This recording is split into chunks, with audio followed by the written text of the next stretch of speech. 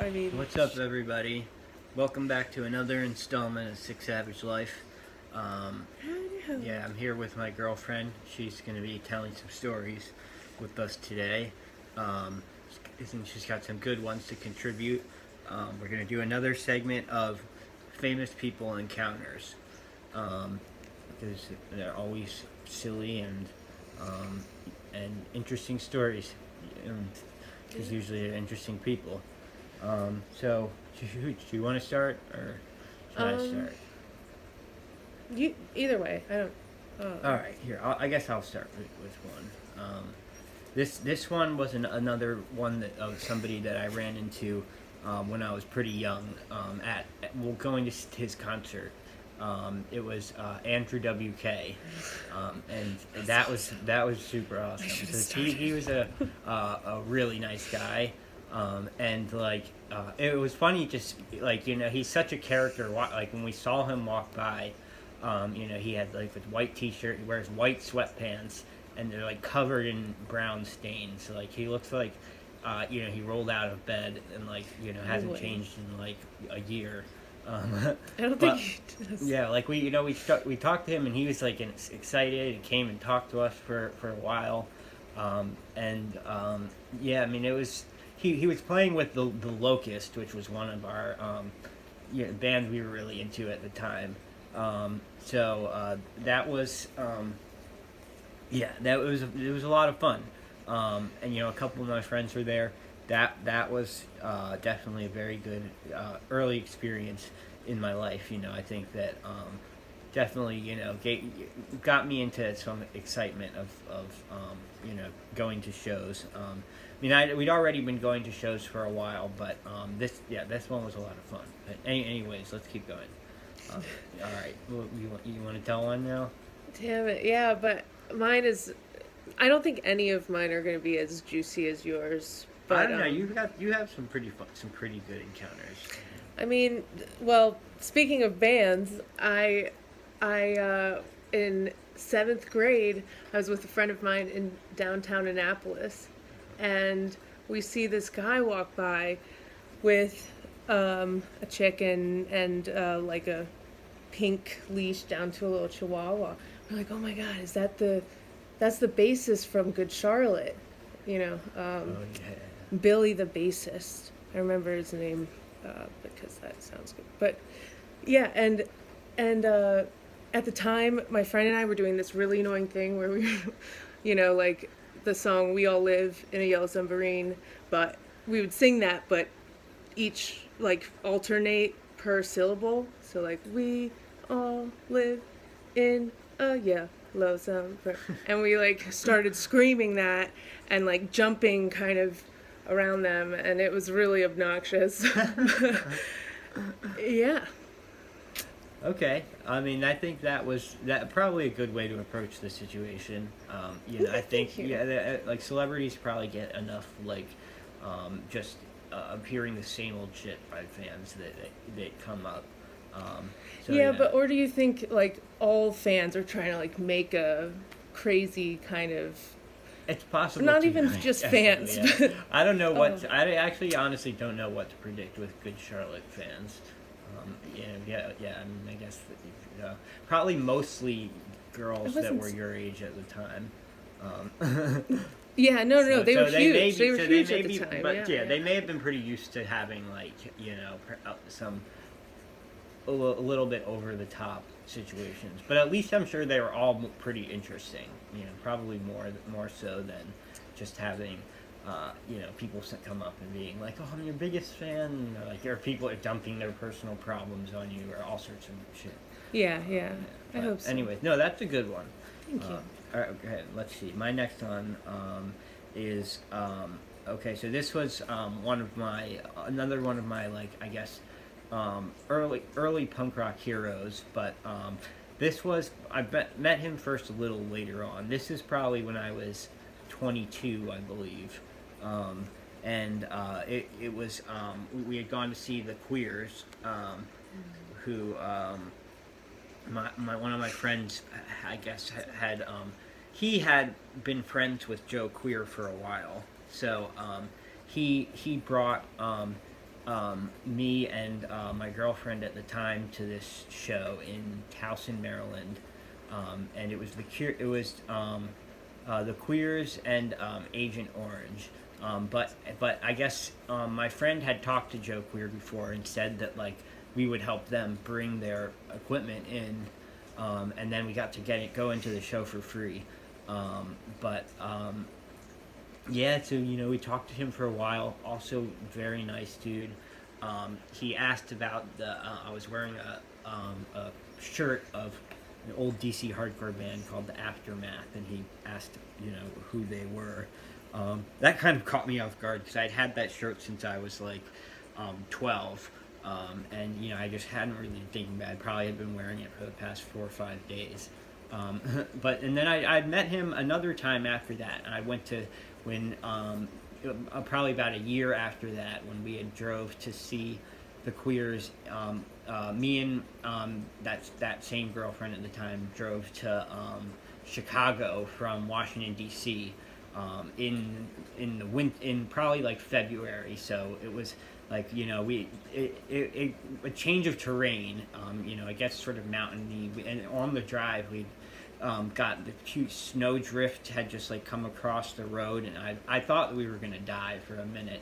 I thought it was like an avalanche or something. Like all of a sudden you couldn't see anything. It was just this like thick mist of snow, and I just happened to be able to plow through it. I guess I just kept driving, hoping like I would see the light eventually, or the road. Word choice. But no, we got there, and we saw the Queers and Screeching Weasel. That was really awesome. And so I went up and talked to him after the show. Because I asked him he was talking about, I guess, some shit he watched on TV. It was like, that he said he was inspired by. It was some kid that was clearly wrongly accused of murder. And he was a young teenager. And so he had made these shirts that said, like, free, and then, like, this kid, and it had his face on it, and he gave me one of those shirts. He gave me one of those shirts,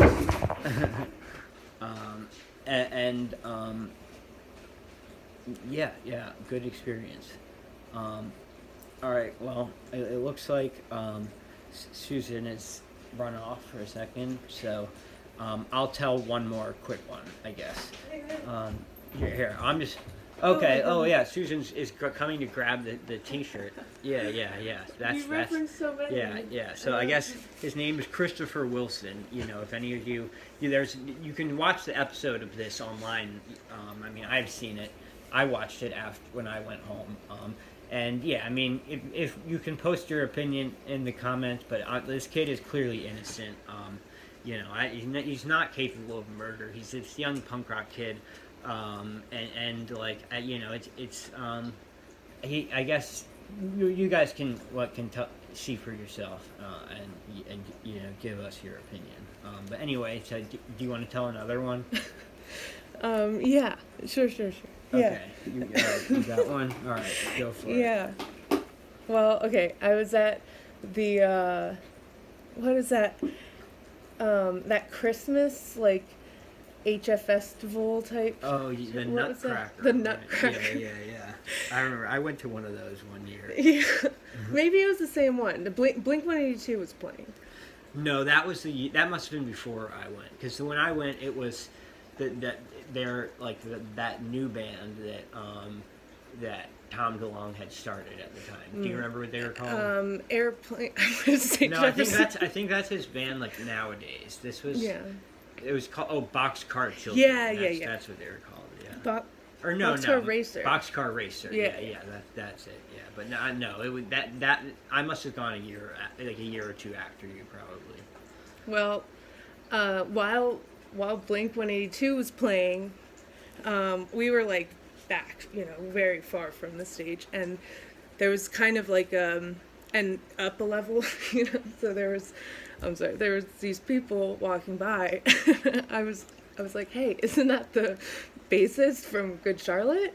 And Oh, it the was same it was one? the same dude. That's why I'm laughing. But and yeah, and again, like we had to make kind of a statement, you know. It was probably still in the 7th grade, but so I took my like empty water bottle and I like threw it kind of like in his general direction, but I didn't actually want to hit him, you know. I just wanted to like, I was just kind of you know, just like, hey, punk rock, and like threw it, and he probably didn't even notice like it, Okay. but yeah. So it didn't hit him, No, oh no. but still, that's a funny attempt. Yeah, it was, yeah. Okay, here. Why don't you here? You've since I guess that's the same person. Why don't you tell the one with Steve-O? Oh, okay. I was just thinking because going back, there's like 3 times I've run into members of Good Charlotte. The Yeah. most recent, remember, was that time with Annie and the one of the dudes with his like famous Nicole Richie. Oh, And that was another one. Yeah, so Oh, I was gonna okay. make Yeah, it yeah. like a All right. tit for tat, Yeah, but like yeah. mine were all Good Charlotte. Okay, all right. Well, then here, I'll tell. No, a but I quick can tell one. the Steve-O story too. Okay, all right, yeah, yeah, sure. Or sure. no, that's a good one. I'll save it. Go Okay, ahead. well, at this point, it looks like we're gonna have a third part, most likely, Yes. because we both have a handful of more stories. This one is quick. This one was one of the Just days kidding. when I was Edit working that. at the Shake Shack in DC. Oh, because yeah, and this actually reminds me because we also ran into Michelle Obama one day. But that one was pretty pretty cut and dry. She just ordered her food, and we all. I don't think we all got to conversate with her, but I definitely wasn't the one that handed her cheeseburger or anything. You never told me that. Yeah, I mean, I That's don't know. amazing. Yeah, I forgot about that. We live in DC, so I guess for some reason I think that the president is just being like the most natural person to be here. But okay, anyways, this one was pretty ridiculous because this guy walks in, and like he's a Middle Eastern, like looks like probably in his late 20s, early 30s, dude. Like just kind of your average kind of looked like like he definitely was a college student. Had like some brightly colored hoodie and his hat, and all my coworkers were like, "Oh shit, that's Kumar from that movie Harold and Kumar," and I was just like, No, it's not. Like, you guys are fucking racist. Like, this is just like clearly an Indian dude. He maybe kind of looks like Kumar, but like it's not fucking Kumar. And they're like, no, they're all very adamant that it was, and so they're like starting to get kind of loud about it, and they want to like try and start talking to this guy, and I think this is going to be a disaster. But so he kind of just doesn't really seems a little overwhelmed by all this, and then as he's waiting for his food, like they keep talking to him, and he still is like kind of reluctant to say anything, but like I'm sure because it was like an awkward situation. But finally, when his food came, he was like, all right, yeah, it's me. And then he like grabbed. He's like, nice to meet everybody, and grabbed his food and like walked out as quick as he could. And I guess there's a chance that could just be some random person like trying to like play a joke in like a spur of the moment situation. But it seemed like then like it did look like exactly like him Because that's like the set. That like he's from Pakistan. Oh my god, I can't remember his name, but he is like a new stand-up special, and that is one of the jokes that everybody thinks he's Kumar, but he's not. He's like I'm the other brown comedian. Maybe it is. Well, I'm afraid I I'm don't gonna. know. Yeah. If you know who you're talking about, feel free to drop. No. I mean, I'm not saying that that's who you met. But all right, so we have about 15 seconds left. So yeah, I guess there probably will be a third part to this. I hope you guys enjoyed these stories. Oh yes, you still have your next Good Charlotte story to tell, but so that will be the first one next time. Hope you guys had fun. Is it Billy?